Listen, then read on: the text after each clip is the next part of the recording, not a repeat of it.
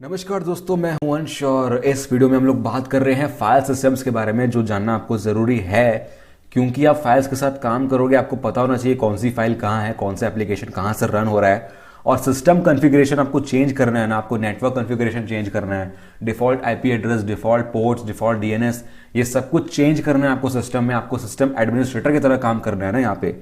तो उसके लिए फाइल सिस्टम्स के बारे में जानना ज़रूरी है, क्योंकि जो भी फाइल्स हैं, जो भी फोल्डर्स है, जो भी डायरेक्टरीज हैं, वो एक पर्टिकुलर स्ट्रक्चर में होती हैं, हायरार्किकल स्ट्रक्चर होता है यहाँ पे। तो इसीलिए लिनक्स का फाइल सिस्टम जो है वो हम लोग यहाँ पर पढ़ने वाले हैं सबसे पहले में। तो यहाँ पर जो पहला हमारा टॉपिक है वो है Linux file system. Unix file system जैसा ही है काफ़ी हद तक, लेकिन कुछ चेंजेस भी हैं। हम लोग यहाँ पर लिनक्स की बात कर रहे हैं, यूनिक्स की बात नहीं कर रहे हैं, ठीक है। तो हम स्टार्ट करते हैं यहाँ पे। फाइल सिस्टम होता क्या है? वो एक स्ट्रक्चर है कि फाइल्स कैसे बन रही हैं और कहाँ स्टोर हो रही हैं, किस फॉर्मेट में स्टोर हो रही है। मतलब एक फाइल को आप मेमोरी में, मतलब हार्ड डिस्क में कैसे स्टोर करोगे कि मतलब एक ब्लॉक बना दिया आपने, मतलब 100 KB 200 KB का ब्लॉक बना दिया और ब्लॉक के फॉर्म में स्टोर कर रहे हो। फाइल का साइज है 50 MB, तो 200 KB के ब्लॉक में अगर स्टोर करोगे तो कुछ हद तक आपकी स्पेस खत्म होगी। अगर ब्लॉक के फॉर्मेट में नहीं कर रहे हो तो उस केस में जो नॉर्मल रैंडम एलोकेशन है वो कैसे हो रहा है, कंटिन्यूस एलोकेशन कैसे हो रहा है, और जो पॉइंटर्स हैं, फाइल्स की एड्रेसेस है, वो आप कैसे स्टोर कर रहे हो, अलग ब्लॉक में कर रहे हो कि नहीं। तो ये सब होता है। अगर आप ब्लॉक्स यूज कर रहे हो तो फ्रेगमेंटेशन कैसे डील कर रहे हो। फ्रेगमेंटेशन होता है ना, मतलब जो इंटरनली होता है, एक्सटर्नली होता है, मतलब एक स्पेस छूट जाती है बीच में, ब्लॉक पूरा नहीं भरा, मतलब फाइल थोड़ी सी इंटीग्रल मल्टीपल नहीं है आपके ब्लॉक्स की, तो थोड़ा सा स्पेस बच जाएगा, तो उस केस में फ्रेगमेंटेशन हो जाएगा। तो डीफ्रैगमेंट कैसे करोगे? तो ये पूरा चीज जो हम लोग स्ट्रक्चर बनाते हैं ना, हायरार्की बनाते हैं कि कौन सी फाइल के अंदर कौन सा फाइल होगा, कौन सा डायरेक्टरी होगा, कैसे स्टोर होगा स्टोरेज डिवाइस पे, वो सब कुछ हम लोग फाइल सिस्टम पे बताते हैं। तो रूल्स होते हैं, रेगुलेशंस होते हैं डेटा स्टोर करने का, ये पूरा फाइल सिस्टम बताता है। तो लिनक्स का जो डायरेक्टरी स्ट्रक्चर है वो टॉप से स्लैश से स्टार्ट होता है। स्लैश को हम लोग बोलते हैं रूट। अब यहाँ पर आप कंफ्यूज हो जाओगे अगर आपने पढ़ा होगा कि रूट एक यूजर होता है, रूट एक डायरेक्टरी भी होती है, आपने अगर मतलब पढ़ा है तो। यहाँ पर ये रूट अलग है भाई, यहाँ पर ये टॉप लेवल डायरेक्टरी है लिनक्स फाइल सिस्टम की। फाइल सिस्टम की एक स्टार्टिंग पॉइंट होती है ना, जैसे विंडोज में सी ड्राइव है, यहाँ पर लिनक्स में स्लैश है, रूट डायरेक्टरी। ये डायरेक्टरी रूट है, मतलब इसको मैं माउंट पॉइंट बोल रहा हूँ। अब माउंटिंग के बारे में भी बात करते हैं यहाँ पे। यहाँ पर हमारे पास बहुत सारे फाइल सिस्टम है लिनक्स के केस में, ext3, ext4, btrfs, xfs, जिसके बारे में हम लोग बात करेंगे ना वो है ext4, जो कॉमनली हम लोग यूज कर रहे हैं आज के लिनक्स में। अब यहाँ पर बात आती है माउंटिंग की, कि माउंटिंग क्या होती है भाई। माउंटिंग एक टर्म है यहाँ पे जो हम लोग यूज करते हैं जब भी आप कोई एक्सटर्नल मीडिया या स्टोरेज डिवाइस लगाते हो अपने पीसी में, जैसे CD रोम है या USB है, तो उसके अंदर बहुत सारे डायरेक्टरीज बनाते हो आप, बहुत सारे फाइल्स बनाते हो आप।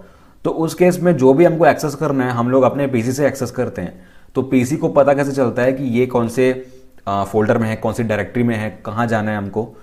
तो वो क्या करता है, अपने फाइल सिस्टम में लोकली एक डायरेक्टरी बनाता है और उस डायरेक्टरी के अंदर पूरा का पूरा फाइल सिस्टम, मेरे CD ड्राइव का, मेरे USB का, पूरा माउंट कर देता है, पूरा लेके आ जाता है। माउंट मतलब स्टोर करना ना, माउंट मतलब यहाँ पर अटैच कर देना। मतलब जो चीज, जो डेटा मेरे हार्ड डिस्क पे नहीं है, जो मेरे प्राइमरी बूट डिवाइस पे या मेरे प्राइमरी स्टोरेज डिवाइस पे नहीं है, रिमोटली है, रिमोट फाइल सिस्टम की अगर कोई भी डेटा हमको लेके आनी है अपने लोकल सिस्टम पे, तो हम लोग माउंटिंग करते हैं। माउंटिंग एक सिंपली एक डायरेक्टरी है भाई। मतलब एक मैंने डायरेक्टरी बना दी सैंपल से, सैंपल नाम से, तो सैंपल स्लैश करके जो भी मेरे को फाइल डालना होगा मैं उसके अंदर डालूंगा। तो पूरी की पूरी फाइल्स को, पूरा का पूरा स्ट्रक्चर, पूरी हायरार्की को मैं लेके आता हूँ एक डायरेक्टरी के अंदर। तो वो होती है माउंटिंग, रिमोट को लोकली लेके आना। यहाँ पर जो लिनक्स का फाइल सिस्टम है, रूट फाइल सिस्टम, वो स्लैश से माउंटेड है, मैंने पहले भी बताया आपको। तो स्लैश के बाद पूरा का पूरा लिनक्स का हायरार्की है, वो हायरार्की हम लोग पढ़ने वाले हैं अभी। तो माउंटिंग का मतलब यही होता है कि आप इस बात पर ध्यान देना, मैंने यहाँ पर माउंटिंग की बात की ना, तो माउंटिंग विंडोज में कब होती है? सी ड्राइव बोल लो आप, सी ड्राइव मैंने बताया था। सी ड्राइव एक टॉप की डायरेक्टरी होती है, रूट की डायरेक्टरी होती है, उसके अंदर विंडोज होता है, फिर सिस्टम 32 होता है, तो बहुत सारी सिस्टम फाइल्स होती हैं उसके नीचे, उसके अंदर। अब उसके बाद पैरामीटर आप बताते हैं, माउंट पॉइंट बताते हैं, कौन सा पॉइंट है आपका जहां से आप माउंट करना चाहते हैं। जैसे डायरेक्टरी है etc/tmp/mnt/ ये करके हमारे पास माउंट पॉइंट होते हैं। तो माउंटिंग का मतलब ऐसे ही होता है भाई, इसको समझना आपको जरूरी है। और विंडोज़ और लिनक्स में अलग अलग होता है यार। विंडोज़ में हम लोग फोल्डर बोलते हैं, लिनक्स में डायरेक्टरी बोलते हैं। और विंडोज़ का जो है वो कैपिटल से स्टार्ट होता है, लिनक्स का स्मॉल से स्टार्ट होता है, स्लैश करके हम लोग लिखते हैं। तो वो सब हम लोग अलग अलग देखेंगे बाद में यार। अभी इतना समझ लो कि माउंटिंग क्या होती है, जो मैंने बताया वही होती है, सिंपल। अभी अब बात करते हैं फाइल सिस्टम के बारे में। रूट फाइल सिस्टम क्या होता है? ये टॉप लेवल डायरेक्टरी है, सारी की सारी फाइल्स लिनक्स को बूट करने के लिए और लिनक्स को चलाने के लिए, ये सारी की सारी फाइल्स इसके अंदर होती हैं। तो जो भी दूसरा फाइल सिस्टम आप लेके आओगे लोकली, तो उसको आप बूट करने के बाद ही करोगे, रूट के अंदर ही करोगे। तो सारी एग्जीक्यूटेबल, सारी लाइब्रेरीज के अंदर होती है, सब कुछ आपको रूट के अंदर मिलता है। रूट यहां पर मैं फिर से बोल रहा हूं, रूट फाइल सिस्टम की डायरेक्टरी है टॉप लेवल। ये मैं रूट यूजर की बात नहीं कर रहा हूं, या रूट अलग से जो डायरेक्टरी बनती है इसके अंदर स्लैश के अंदर, उसकी भी बात नहीं कर रहा हूं। यहां पर स्लैश रूट बात नहीं कर रहा हूं मैं, यहां पे सिर्फ स्लैश की बात कर रहा हूं, ठीक है। अब बात करते हैं जितने भी मेन जो डायरेक्टरीज होती हैं, जो हर लिनक्स फाइल सिस्टम में होती ही हैं, उनके बारे में बात करते हैं। यहाँ पे सबसे पहले होता है बिन। बिन का मतलब है बाइनरी फाइल्स होती हैं। यहाँ पर बाइनरी फाइल्स क्या होती हैं? Executable files, system software. जो लिनक्स का जो बंडल है उसके साथ में जो भी सॉफ्टवेयर आता है, सारे के सारे सॉफ्टवेयर यहाँ पर स्टोर होते हैं। सारे एप्लीकेशन, सारे टूल्स जो भी लिनक्स से हमको मिल रहे हैं, वो सारे बिन फोल्डर, बिन डायरेक्टरी में होते हैं। डायरेक्टरी बोलो यहाँ पे। तो बहुत इंपॉर्टेंट है ये। एग्जीक्यूटेबल फाइल्स होती हैं सारी की सारी। इसका एक्सेस आपको रेस्ट्रिक्ट करके रखना पड़ता है कई केसेस में, क्योंकि सब कुछ एग्जीक्यूटेबल होता है। यहाँ पर जो शेल होता है ना, शेल में जितने भी कमांड्स आप डाल रहे हो सारे लिनक्स में सेम होते हैं। तो यहाँ पर जो कमांड की डेफिनेशन है वो सब भी होते हैं यहाँ पे, जैसे ls, ps, grep, ये सारे कमांड्स का डेफिनेशन यहाँ पर बिन में होता है, ठीक है। तो बिन में सिस्टम सॉफ्टवेयर होते हैं, एग्जीक्यूटेबल बाइनरी फाइल्स होती हैं। अब आते हैं बूट पे। तो बूट का नाम से पता चल रहा है, यहाँ पर बूट लोडर होता है और कर्नल को जो भी एग्जीक्यूटेबल फाइल्स चाहिए बूट के टाइम पे, बूट करने के टाइम पे वो बूट में स्टोर होगा।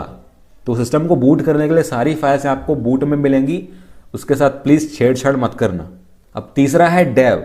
अब डेव का मतलब है डिवाइसेस। यहां पर यूनिक्स के साथ एक प्रॉपर्टी क्या है कि वो हर हार्डवेयर को एक फाइल की तरह ट्रीट करता है। हर हार्डवेयर के लिए उसके पास अलग अलग फाइल होती है।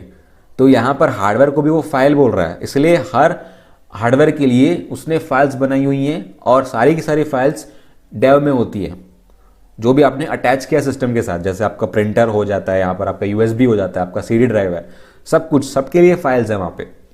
चौथा है ईटीसी। ये ईटीसी क्या होता है? ईटीसी में सिस्टम कॉन्फ़िगरेशन फाइल्स होती हैं। आपने सुना होगा ईटीसी होस्ट, ईटीसी के अंदर .conf एक्सटेंशन वाली फाइल्स होती हैं।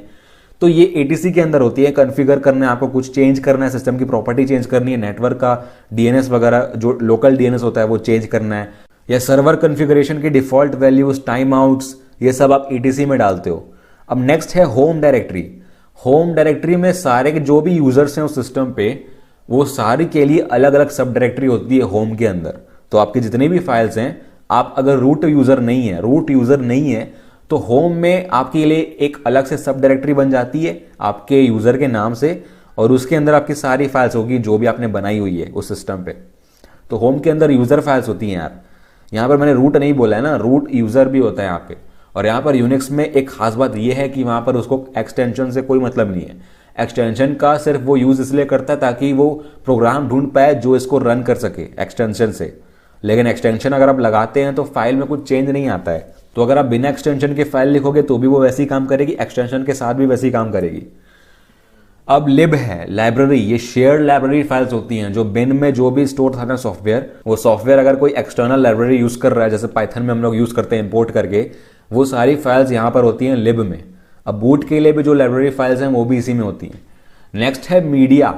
अब जो भी एक्सटर्नल मीडिया आप अटैच करते हो, जैसे यूएसबी है या आपका सीडी ड्राइव है या आपका फ्लॉपी है, जो भी आप अटैच करोगे ना उसको आपको माउंट करना पड़ेगा, क्योंकि वो एक्सटर्नल फाइल सिस्टम है। एक्सटर्नल फाइल सिस्टम को माउंट करने के लिए मीडिया एक प्लेस है, एक डायरेक्टरी है। आप वहां पर कर सकते हैं, लेकिन जरूरी नहीं है। वो आप वहां पर कर सकते हो, लेकिन एक टाइम पे एक ही अगर मीडिया अटैच कर रहे हो तो ही कर पाओगे आप। मल्टीपल हैं तो वो ओवरराइट हो जाएगा वहां पे। तो अगर आपको टेम्पररी अलग से माउंट पॉइंट क्रिएट करना है ना, तो एमएनटी है यहाँ पे, एमएनटी डायरेक्टरी है, टेम्पररी माउंट पॉइंट बोलते हैं इसको, जो आप अलग से बना सकते हैं इसके अंदर एमएनटी स्लैश करके, जितना भी माउंट पॉइंट बनाना है आप बना सकते हो इसके अंदर। तो माउंट पॉइंट का मतलब यही होता है कि एक डायरेक्टरी जिसके अंदर आप एक रिमोट फाइल सिस्टम को अटैच करोगे, तो उसका कमांड देखेंगे हम लोग बाद में। अब आते हैं रूट में। रूट डायरेक्टरी ये भी एक यूजर फाइल्स के लिए यूज होती है, लेकिन ये डायरेक्टरी है रूट यूजर के लिए। रूट को अलग से उसका जो स्वैग होता है ना वो अलग होता है, उसकी खातिरदारी अलग से होती है, वो एक बड़ा आदमी है। तो रूट के पास बहुत बड़ा एक्सेस होता है, सबसे ज़्यादा एक्सेस होता है सिस्टम का, और उसके लिए अलग से डायरेक्टरी होती है। अगर आप रूट हो तो आपकी सारी के सारी फाइल्स रूट में स्टोर होंगे, रूट डायरेक्टरी में। यहाँ पर ये रूट डायरेक्टरी है भाई, ये टॉप लेवल डायरेक्टरी नहीं है। टॉप लेवल के अंदर भी एक रूट करके डायरेक्टरी बनती है रूट नाम से। टॉप लेवल का कोई नाम नहीं होता, मैंने सिर्फ बोलने के लिए उसको रूट बोला है। टॉप का नाम नहीं होता, यहाँ पर जो डायरेक्टरी है वो रूट नाम से है, ठीक है। तो रूट यूजर की सारी फाइल्स इसमें स्टोर होंगी। अब टेम्प में आते हैं। टेम्प में टेम्पररी फाइल स्टोर होती हैं, जैसे विंडोज में भी आप टाइप करते हो रन में %temp%, तो यहाँ भी ऐसी है यार, जो टेम्पररी फाइल्स बनेंगी आपके सिस्टम पे वो इसमें स्टोर होंगी। अब यूजर में ये बहुत इंपॉर्टेंट है यार, shareable read only user directory जो है इसमें बहुत कुछ होता है। अगर आपने अलग से कोई सॉफ्टवेयर इंस्टॉल किया है ना, तो आपके यूजर में रहेगा वो। यहाँ पर भी एग्जीक्यूटेबल बाइनरीज होती हैं, जो भी लाइब्रेरीज या जो भी कॉन्फ़िगरेशंस, मैनुअल फाइल्स या डॉक्यूमेंटेशन, जो भी आप सिस्टम के साथ जो भी इंटरैक्ट कर रहे हो ना, तो सारी आपकी डाउनलोडेड फाइल्स, सारी आपकी कॉन्फ़िगर्ड फाइल्स जो आपने खुद से अलग से बनाई हैं, सिस्टम में इंस्टॉल की हुई हैं, वो सारी यूजर में आती हैं। तो यहाँ पर हम लोग सेकंड लेवल प्रोग्राम्स रखते हैं, जैसे फॉर एग्जांपल हम लोग apt get install से हम लोग करते हैं ना, कुछ भी सॉफ्टवेयर इंस्टॉल करते हैं, जैसे मेटास्प्लॉइट हो गया, कोई स्क्रिप्ट हो गई गिटहब से, तो वो सब का इंस्टॉल करना है तो सिस्टम लेवल पे वो यूजर के अंदर इंस्टॉल होता है। तो जो सेकंड लेवल प्रोग्राम्स होते हैं ना, जो हम लोग अलग से apt get इंस्टॉल करके इंस्टॉल करते हैं, तो सिस्टम लेवल पे वो यूजर के अंदर स्टोर होता है। तो ये आप एक विजुअल एड है आपके लिए कि फाइल सिस्टम कैसा दिखता है लिनक्स का। तो ये हायरार्किकल स्ट्रक्चर है। सबसे ऊपर जो है, जो मैंने दिया है यहाँ पे, ये मेरा स्लैश है। ये रूट सिर्फ नाम का है, इसका सिग्निफिकेंस नहीं है रूट, ये सिर्फ स्लैश है। तो स्लैश के नीचे जो भी डायरेक्टरीज मैंने बताई हैं आपको, ये सारी स्लैश के अंदर होती हैं। एस बिन का मतलब है सिस्टम बाइनरीज, ठीक है। और जो सिंपल बिन है वो है एप्लीकेशन बाइनरीज। तो ये सारी की सारी डायरेक्टरीज होती हैं, एक दो कम भी हो सकती हैं कुछ कुछ फाइल सिस्टम्स में, लेकिन ये मेनली तो ये सारी होती हैं। यूजर के अंदर बहुत सारे और सब डायरेक्टरीज है, बिन, इंक्लूड, लिब, एस बिन। यूजर के अंदर बिन बनाते हो ना, तो उसके अंदर बाइनरीज होंगी जो आपने अलग से इंस्टॉल की है। तो और भी काफ़ी सारे होते हैं यार, वैर भी होता है वेरिएबल फाइल्स के लिए, कैश, टीएमपी। तो ये पूरा एक स्ट्रक्चर है लिनक्स फाइल सिस्टम का, इनके साथ हम लोग काम करने वाले हैं। तो आपको आई होप समझ में आ गया होगा कि जो स्ट्रक्चर है वो कैसा है। तो इस वीडियो के लिए इतना ही। देखते रहिए, सीखते रहिए और